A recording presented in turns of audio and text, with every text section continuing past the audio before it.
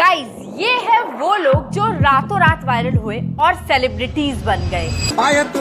वाला था के ज्योतिषी जी बोले प्यार का नगमा है, बचपन का प्यार मेरा भूल जाना रे। किसी ने रियलिटी शो किया तो किसी को बड़े बड़े गाने मिले और फिर ये एक दिन अचानक से गायब हो गए। इसलिए आज मैं निकली हूँ इन्हीं वायरल लोगों की खोज में, ये देखने के लिए कि अब ये लोग कहाँ हैं और क्या कर रहे हैं।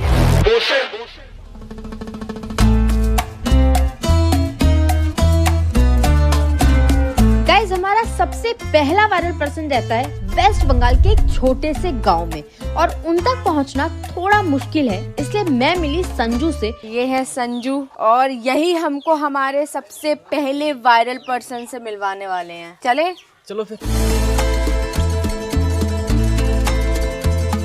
और फिर मैं संजू के साथ पहुंच गई अपने सबसे पहले वायरल पर्सन के घर। चलिए। गाइस, हम लोग इस टाइम पे वेस्ट बंगाल के एक गांव में हैं। क्या नाम है इस गांव का? कुरहाल जोड़ी गांव।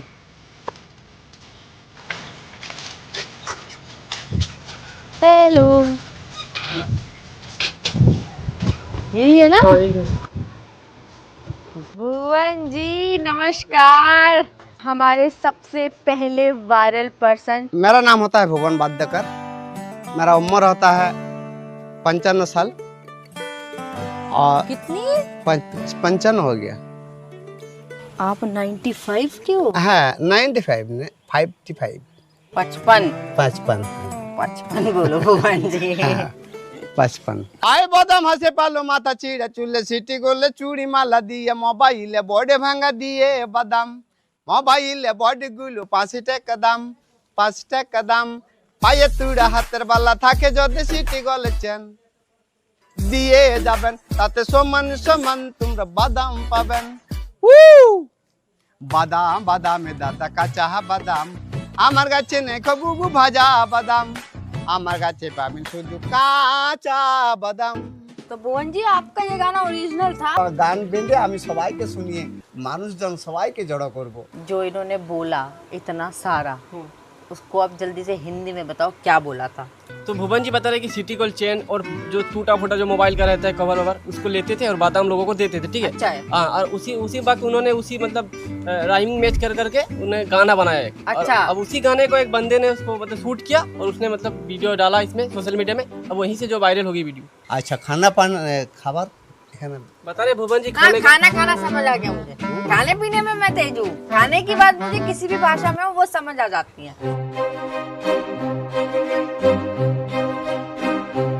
और ये है भुवन जी का घर, पर ये हमेशा से ऐसा नहीं था। पहले इनके पास घर के नाम पे सिर्फ एक छोटी सी झोपड़ी थी, लेकिन वायरल होने के बाद इनकी जिंदगी में सबसे पहली चीज जो बदली वो है इनका घर।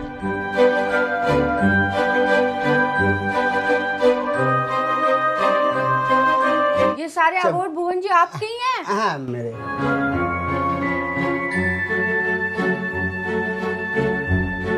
बस अब आपके पास आईफा अवार्ड ही रह गया है। आपने अपना ये गाना कच्चा बादाम ये ऑफिशियली भी बनाया था। हाँ। आपको लोगों ने मुंबई बुलाया था। हाँ, बुलाया था। उस पे 400-500 मिलियन व्यूज भी आए। हाँ। तो इसके लिए आपको पैसे वैसे मिले थे? बॉम्बे गए थे, वहाँ पर दिया था 60-70 हजार रुपया। अच्छा। कलकत्ता डीजी साहब के पास गए थे। हाँ। वो भी मुझे गिफ्ट भी किया था और 1 लाख रुपया नगद भी दिया था। आज जो मेरा ये गाना का पैसा जो कॉपीराइट से पैसा आता है वो पैसा अभी नहीं तक मिला। और भुवन जी से बात करने के बाद हमें पता चला कि ये गाना तो उनका ओरिजिनली खुद का ही बनाया हुआ था, पर किसी ने उनको बड़े बड़े सपने दिखाए और गाना रिकॉर्ड करने के बहाने उनसे साइन करवा के इस गाने के सारे कॉपीराइट्स छीन लिए।